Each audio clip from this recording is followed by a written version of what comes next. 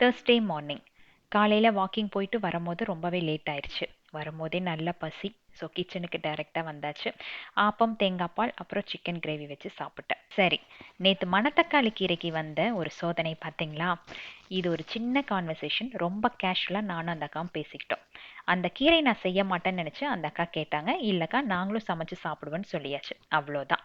இதைவே அந்த அக்கா, இதை நான் மெடிசனுக்காக யூஸ் பண்ணுறேம்மா, எனக்கு கொஞ்சம் குடுன்னு கேட்டிருந்தாங்கன்னா, உங்களுக்கு எப்பப்போ தேவைப்படுமோ என்னை கேட்காம பறிச்சுட்டு போங்கன்னு சொல்லியிருப்பேன். இல்லை, பேக் நிறைய கீரை இருந்து அந்த அக்கா கேட்டு நான் கொடுக்கல அப்படின்னா அது ஒரு பெரிய தப்பு. இதில் எதுவுமே நடக்கல. நம்ம வீட்டில் இருந்தது ரெண்டே ரெண்டு செடி, அதில் எவ்வளோ கீரை கிடைச்சிருக்கும்? கொஞ்சமாக கிடைச்சாலும் நம்ம குழந்தைகளுக்கு அதை செஞ்சு கொடுக்கணும் அப்படின்ட்டு தான் ஒரு ஒரு அம்மாவும் நினைப்பாங்க. இதில் எந்த ஒரு தப்பும் இருக்கிற மாதிரி எனக்கு இப்போ வரைக்கும் தோணவே இல்லை. அந்த நெகட்டிவ் கமெண்ட்ஸ் பற்றி நான் ஒரு நிமிஷம் கூட ஃபீல் பண்ணல. எல்லாத்துக்கும் பிடிக்கிற மாதிரி வாழணும் அப்படின்னா அவங்க ஒரு பெரிய மகானாக தான் இருக்க முடியும்.